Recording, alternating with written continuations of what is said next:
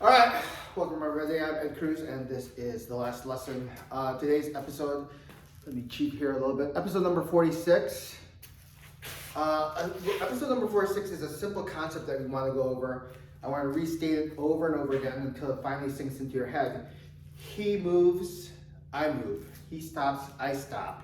Is a simple concept it's a really simple concept. You could say it's kind of like, oh wait, what was that movie? I'm trying to remember. The one with the Korean ones. I can't remember. The one with the Korean one that was famous a couple of months ago. Ah, shit, I can't remember. Squid Game, that's it. I can't remember the name. All right, so Squid Games. So what were they? Red light, green light.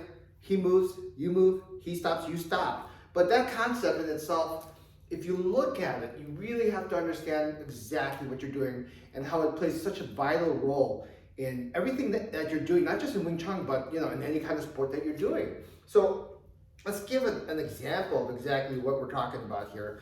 So it's in clear light. So a lot of times we give an example. I'll give you multiple examples so you can let it sink in. So a lot of times, let's say you hold your structure, right? You have your structure, bong sao, pak sao, whatever, and the force comes in, right? And then you're basically sending it to the ground. So the interpretation is, as soon as that force comes in and you send it to the ground, right? What happens? You're basically, it forces you to solidify that structure, to unify it, to synchronize it all in one. So whether you're bong sao, pak sao, whatever, all of a sudden the force comes in, boom, you're here. Now all of a sudden you're holding that position, and now the incoming force, the original, the new force, like if you catch 5 pounds, let's say, okay, I got it, I got 5 pounds. Now the 5 pounds starts turning into 6 pounds, 8 pounds, 10 pounds, and then all of a sudden you're like, wait a second, I'm starting to fall back and fade backwards, and now I can't hold or deal with that force. So what's going on here? I thought, I could send it to the ground and I'm holding my structure. But let's look a little bit in detail of what's happening. When that initial force comes in and you're dealing with it and you catch that force, let's say that's originally 5 pounds. If you did 5 pounds, great, perfect. You're able to deal with that particular force, equalize and neutralize that force that comes in. But think about this. If that force continues to come in, continues to increase, and how does it increase, right? It increases because that individual or whatever that force is coming about is actually increasing from movement. He's moving, right? He's literally moving. So if he's moving by pressing against it or continuing that motion, and you've come to the point where you've actually just stopped and you're holding it, well, what's our rule? He moves, I move. He stops, I stop. So if he's moving and you're stopping, you're breaking that rule. And then, so if that force is increasing, I'm making minimal adjustments, but I'm still moving my body. I'm not holding it in place from the original 5 pounds, and then all of a sudden 10 pounds, and now all of a sudden I can't deal with it. No, there's movement from all, not just your arm, not just your body, not your leg, all three. If he's moving, you're moving as well. You're not moving per se in big motions, but the body can't hold still while that force is increasing there. You've got to make the adjustments from that. So that's a good example of he moves, I move. He stops, I stop.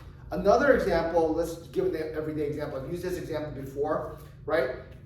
In tennis, it's called split step. So when the opponent, basically, as soon as he hits the ball, right, there's a split step, and you start moving once he hits the ball, right? Whether that's in tennis, basically what happens? He moves, I move. I don't wait till the ball gets over the net or gets closer towards me. As soon as that ball's moving, I'm already moving. Once it leaves the racket, I'm already moving. Same thing, for example, in baseball. He swings, it hits off the bat. The ball hits off the bat. I'm not waiting until, it's about 10 feet, 5 feet. Oh, now I'm going to start to move. As soon as it leaves the bat, that moment when it starts to move, I'm also moving and adjusting at that point.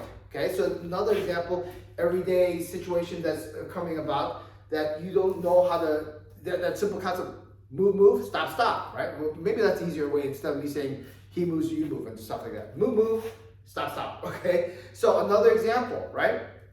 You're in your guard hand. You're doing reacting sansa drill. The reacting sansa drill, either pak punch or lock punch. And then you're blocking tan or bong or whatever, right? So he's going to do the attack. He does pak punch. You're there, he starts moving, and the force comes in, and you struggle to get that tanzao out. Why is that? Because he's already moving, right? And what's your body doing? He's already moving, and then you're just holding it, and waiting for that force to come in. I'm not saying you have to move, right?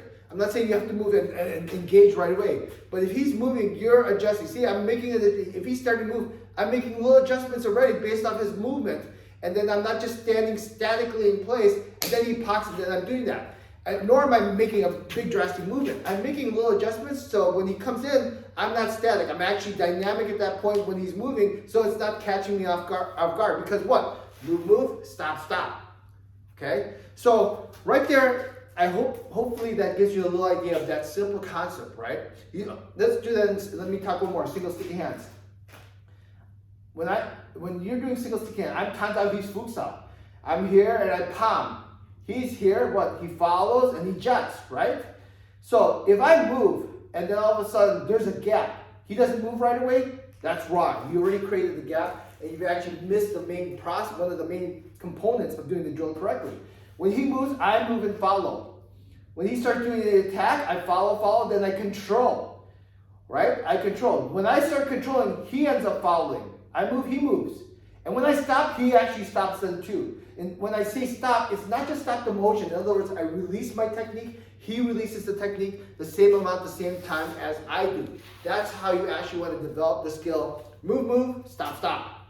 All right? And vice versa, okay? So something to think about. Let that sink in. I say it all the time, but sometimes, you got to repeat it, say it in different ways so people can understand it, right? So think about it a little more, and then you'll notice that if you understand and embrace that concept, everything will start to make more sense, and it'll be easier to apply, all right?